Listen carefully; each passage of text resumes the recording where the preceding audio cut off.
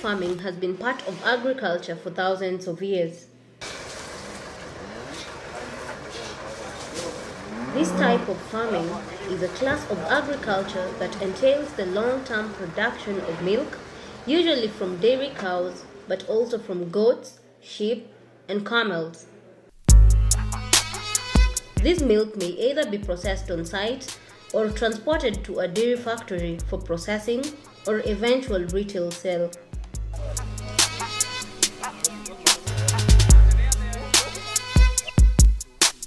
Dairy farming in Kenya and Africa at large face one main monster: the East Coast fever.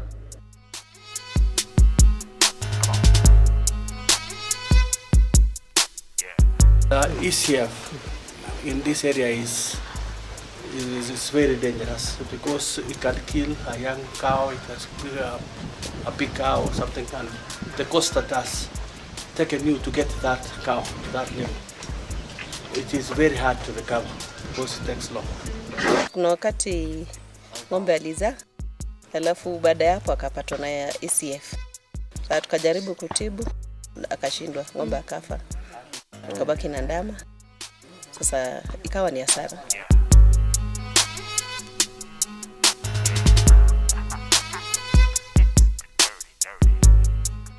East Coast fever, abbreviated as ECF and scientifically known as theileriosis, is a disease that affects cattle. It is caused by the protozoan parasite Theileria parva and is spread by ticks. The disease is found in Kenya, Uganda, Tanzania, Sudan, South Africa, the Democratic Republic of Congo, Swaziland, Zimbabwe, and Zambia.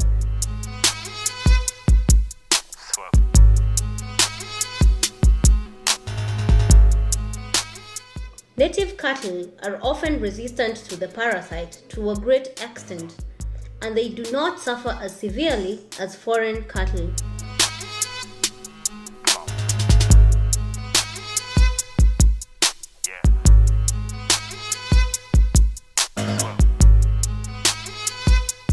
Dalili ya ECF, kwanza unaangalia imepoteza appetite, and then ukishika utasikia lymph nodes ya nini imeswell. Alafu pia ukipima temperature inakuwa elevated, that is from 41. It has been a problem in this one. It's the main killer. What we have been doing is to dip using caricides, dipping the cows every week. The Kenya Dairy Farmers Federation was mandated by the government of Kenya with the role of vaccinating cows all over the country against the East Coast fever. Kenya Dairy Farmers Federation is a farmer-owned organization that was registered in 2012 February to be an umbrella body for the dairy farmers who have dairy societies and companies. Our mandate mainly as a federation is to do advocacy for our member companies. We have around 22 member cooperatives, summer companies in from central Kenya, West Pokot to even Transmara in the South Rift. Advocacy is an area that the dairy farmers have lacked for many years. They have not had any organization in Kenya that can assist them when they have a problem. So Kenya Dairy Farmers Federation actually lobby on behalf of the dairy farmers in all the stakeholders, beginning from the first, which is the government, and processors and other people. We are advocating for increased productivity for our dairy animals. That is where now the issue of animal health comes in. And in animal health, what we are actually fighting is one of the most endangered disease, the East Coast fever.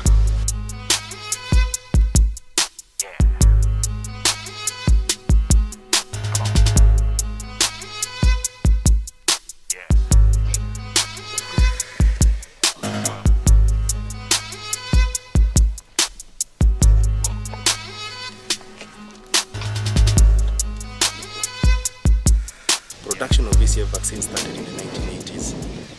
the people who started producing the vaccine were the pioneers in the ECF vaccine are KARI, Kenya Agricultural Research Institute, and it was produced in Muguga. And then, I think now 30 years down the line is when the vaccine is being promoted for use in the dairy areas.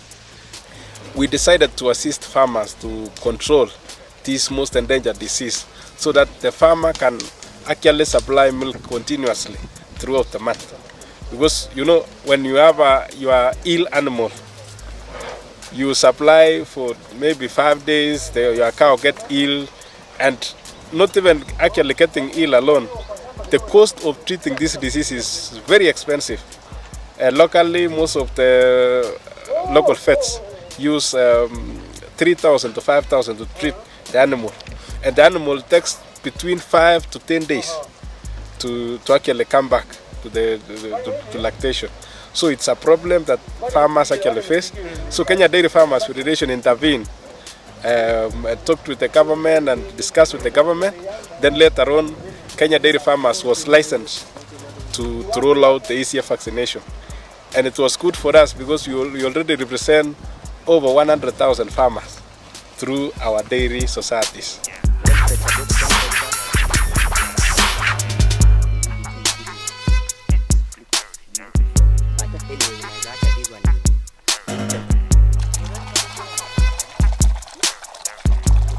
The first promotion of the vaccine started in 2001, but in Tanzania.